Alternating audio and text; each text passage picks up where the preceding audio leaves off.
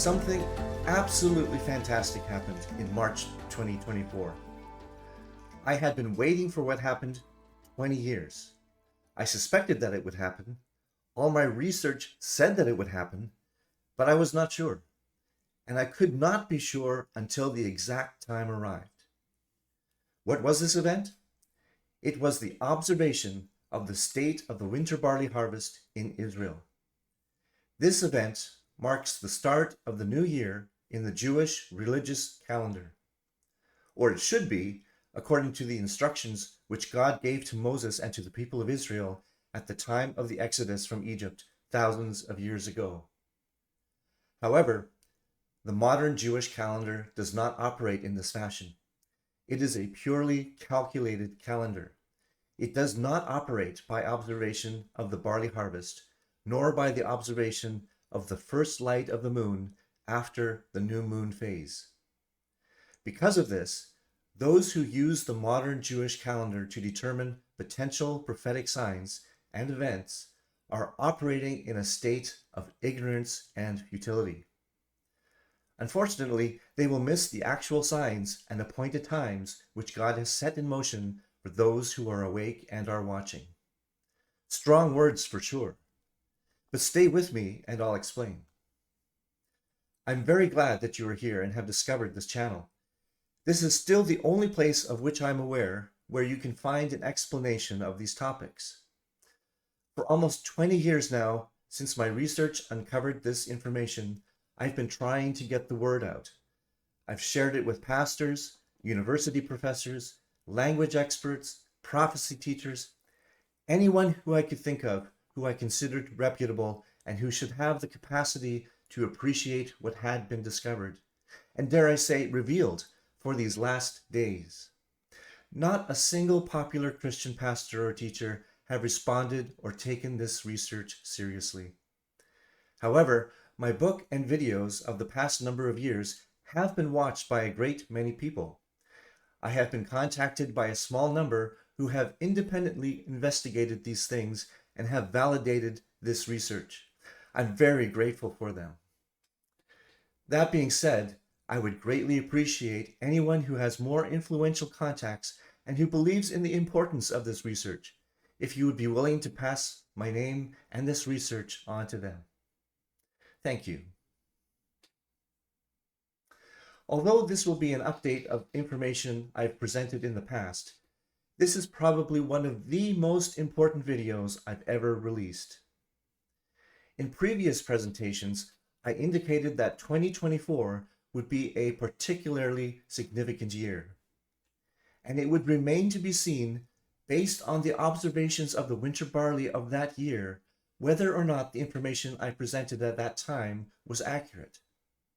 But now, I can confidently state that the information has been confirmed. The timeline that I presented has absolutely been validated. The expected countdown is ready to start. Those who are watching and who understand God's calendar can be assured that God's timing has once again been shown to be perfect. I want to explain the massive significance of what happened in the spring of 2024. First, we'll remind ourselves of the main points of the Jewish calendar based on observation. We'll then witness visual evidence of this observation. Then we'll delve into the significance of the eclipse event signs and the expected time markers for the upcoming years. As always, I invite you to verify all this information for yourselves. Don't take this at face value without taking the time to check things out with Scripture like the Bereans did in the book of Acts. Let's begin with the basics and remind ourselves how the Jewish calendar works.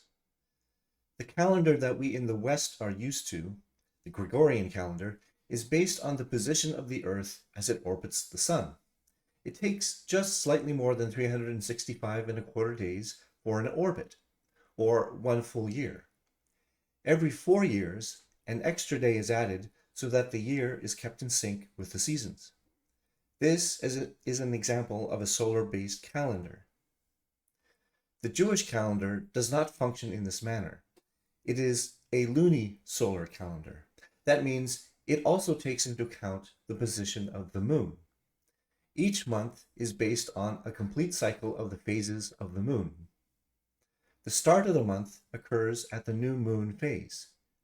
29.5 days later, the new moon occurs again and a new month begins. However, a day cannot be half a day in length, so a Jewish month is either 29 days or 30 days long. They alternate. A Jewish year is made up of 12 of these lunar cycles. 12 times 29.5 days is 354 days. Therefore, a normal year is about 11 days less than a solar year of 365.25 days. Each year slips earlier and earlier compared with the seasons. If this would be allowed to continue, soon the start of the year would occur in a completely different season. The Jewish year solves this issue not by adding a leap day, but by adding an entire leap month. Every 2 or 3 years, an extra month is added at the end of the year. This is called an intercalation. It does not happen randomly. There is a 19-year cycle of a set pattern of gaps of 2 or 3 years before adding an extra month. These extra months are predictable. The cycle is referred to as the Metonic cycle. Those are the basic rules of how the Jewish calendar is constructed. There are additional rules, and these have to do with the special feast days, the feasts of Yahweh, and when they should occur. In Exodus, when God set up the calendar for Israel, he gave specific instructions that the feasts of Yahweh should always occur at their proper appointed time. For example, Passover, the first of the 7 festivals of the religious year, should always happen on the 14th of the first month. There must always be ripe winter barley in existence for the high priest to wave before Yahweh on the feast of first fruits. This was always related to the day of Passover and should occur on the day after the first Sabbath after the Passover. Therefore, if Passover was on the 14th of the month, 14 days earlier, the first day of the year, must take place when the winter barley was almost ripe, when it was in the state of Abib. However, this state of Abib is something that needs to be physically observed in order to be confirmed. It cannot be decisively calculated ahead of time. That it happens roughly around the spring equinox was noticed in ancient times, and this became an addition to the calculations of the modern Jewish calendar, which was made official by Hillel II in about 350 AD. The modern Jewish calendar did not officially exist before that time. The beginning of the year had been changed to a purely calculated day, but it had been based on observations by the religious leaders in Jerusalem in the previous system. Observation was also required to determine the start of every single month of the year. Witnesses traveled to Jerusalem to report the exact time of the sighting of the first sliver of light after the new moon. The day was then proclaimed as the first day of the new month. But the modern calendar has absolutely nothing to do with observations. It is a purely calculated calendar, and the first day of the month happens on the very day of the new moon.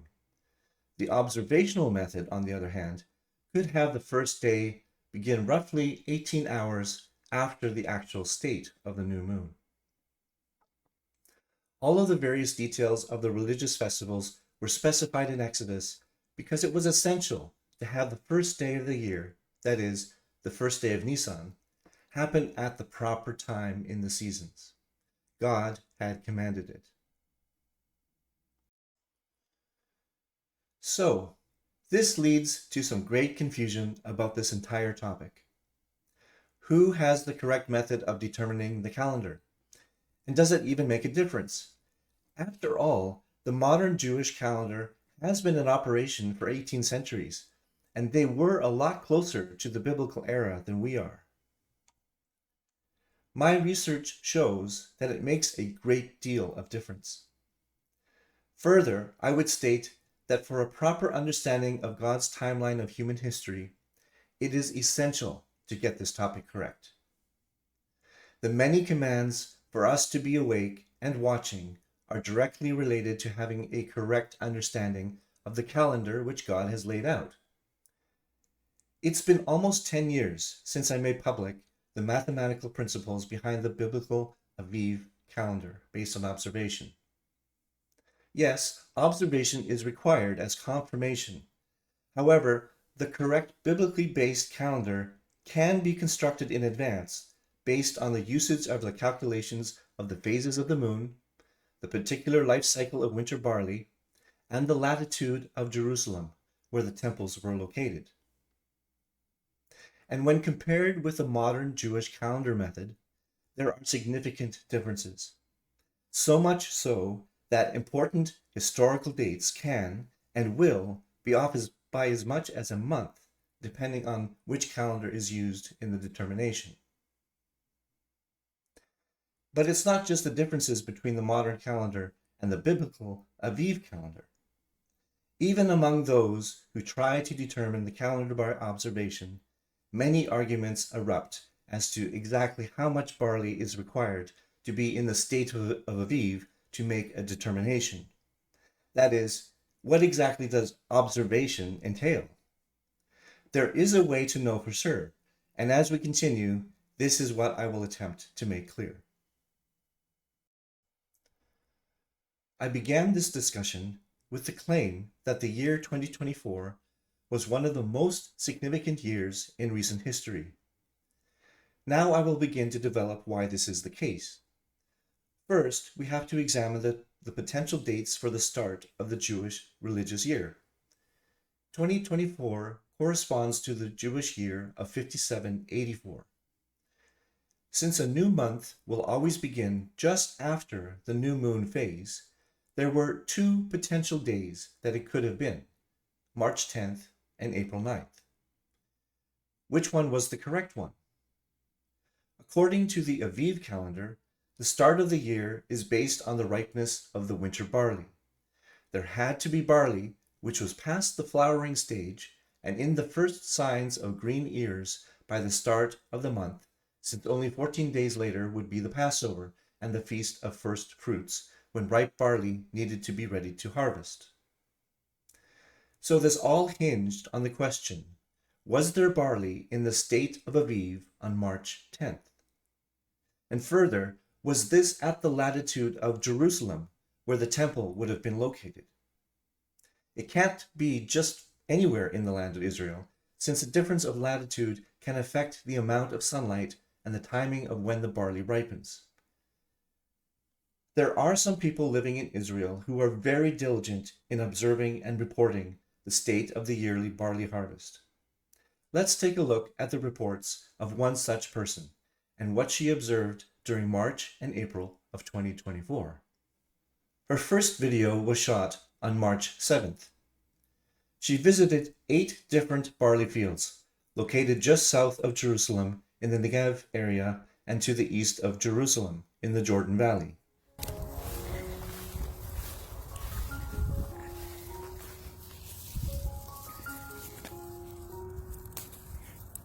Yeah, this one's empty also.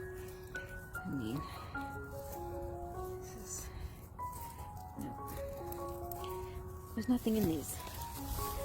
I'll do 2 more and move on. There were 79 observations recorded. Of those, 24 ears were examined and displayed a worm stage, a milky, slightly solid substance, but not at all ripe. The other 55 ears were totally empty. The barley was not in the state of Abib on this date. The next video was shot on March 20th. 7 fields were visited, all in the same area as before. This time, 87 observations were made. 35 still had empty ears. 42 ears had the seed fully formed, but still were not ripe. and there were 8 ears which were Aviv. I can see already it has nice big seeds. Let's see what we got inside.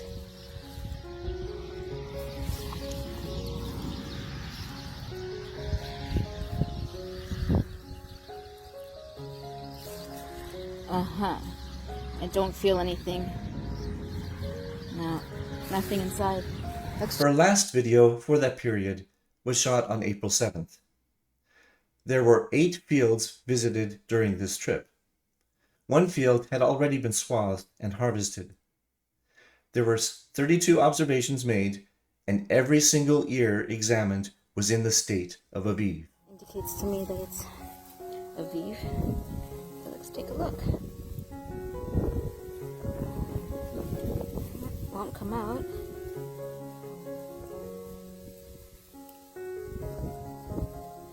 There's that seed. Definitely Aviv.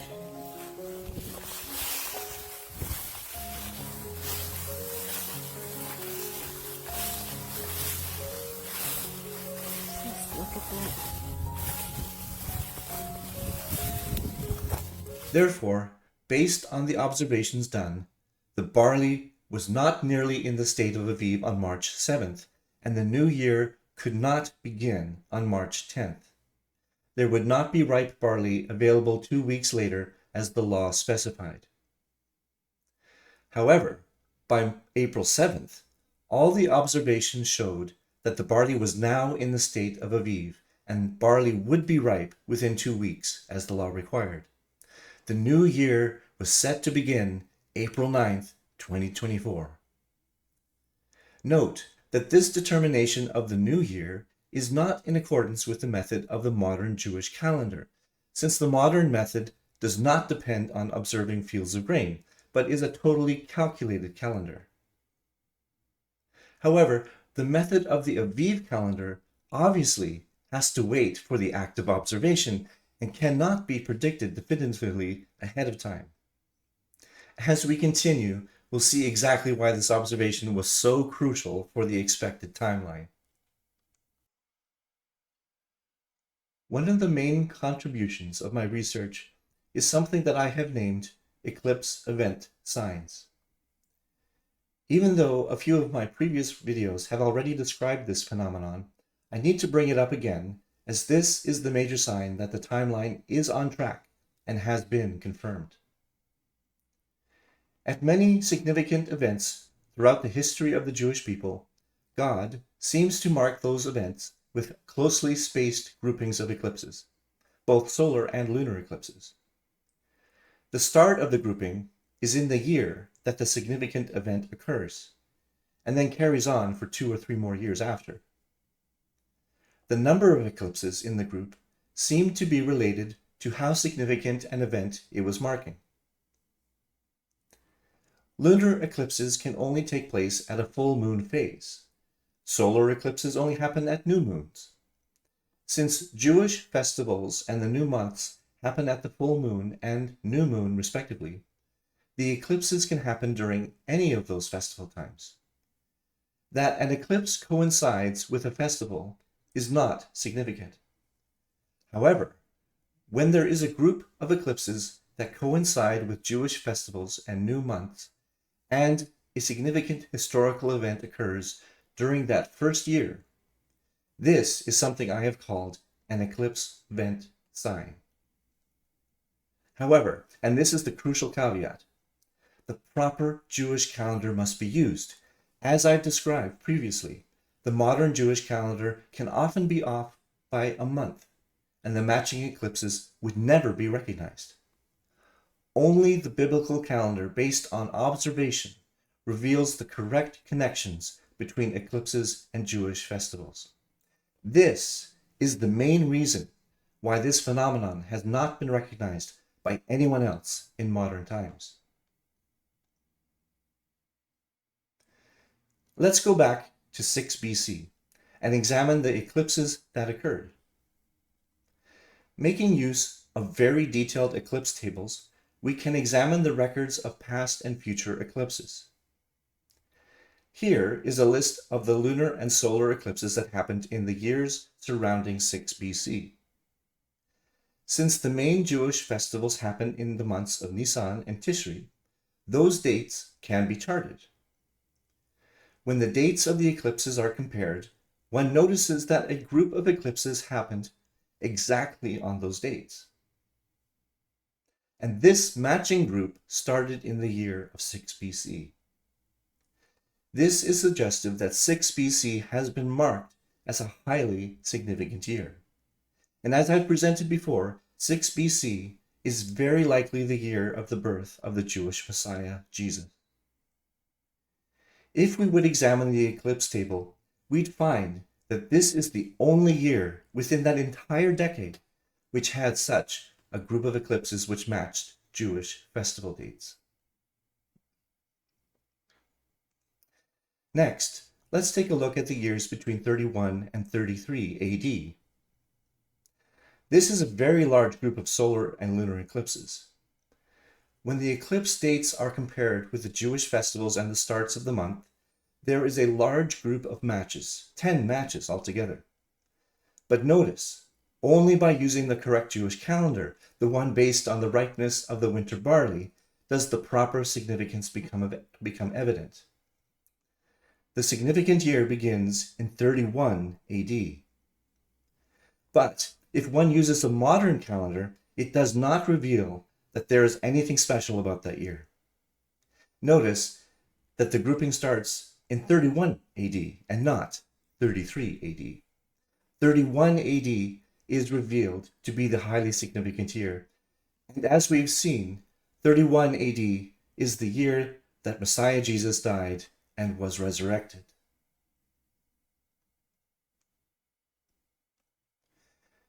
If God has marked his special work in the history of his chosen nation throughout the past, then it is reasonable to assume that he will have continued to do that, and will do that into the future. Let us examine the 20th century and the years still to come. However, again, the important point to remember is that this can only be correctly done by using the calendar which is based on the ripeness of the winter barley, as was specified by God when he first gave the instructions of the calendar in Exodus. The modern calendar rules are no longer biblically accurate and have hidden many of these patterns that we are now discovering. Between 1940 and 1942, there is a series of 8 matching eclipses with Jewish festival dates. This group contains a large number of solar eclipses. Examining the kinds of historical events that are marked throughout history, it seems that when there is a large number of solar eclipses, this signifies an especially difficult time for the Jewish people. World War II was an extremely harsh time. The next group of matching eclipses happened from 1948 to 1950. This is a series of 8 matching eclipses, and 4 of those are blood moons, or total lunar eclipses. The blood moon craze of previous years missed the mark totally. They assumed that it was the blood moon that was the significant aspect. However, the group of blood moons started in 1949, and that year does not match the significant event of the rebirth of Israel.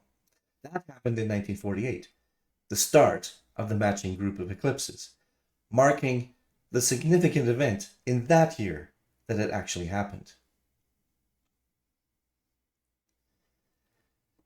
There were several other eclipse event signs throughout the rest of the century. Please refer to my other videos for an in-depth description of those. But we now reach the crucial years of 2024 and 2025. According to the chart, there was a group of 2 potentially matching eclipses during 2024. The following year, 2025, also has a group of potentially matching eclipses. But which group is actually the significant group? Look at the dates of the eclipses in 2024. Notice the crucial detail that they would only match Jewish festival dates if the new year started in March. However, as we've investigated, the observations done on the winter barley during March of 2024 showed conclusively that the barley was not in the state of Abib. The new year could not possibly have started in March.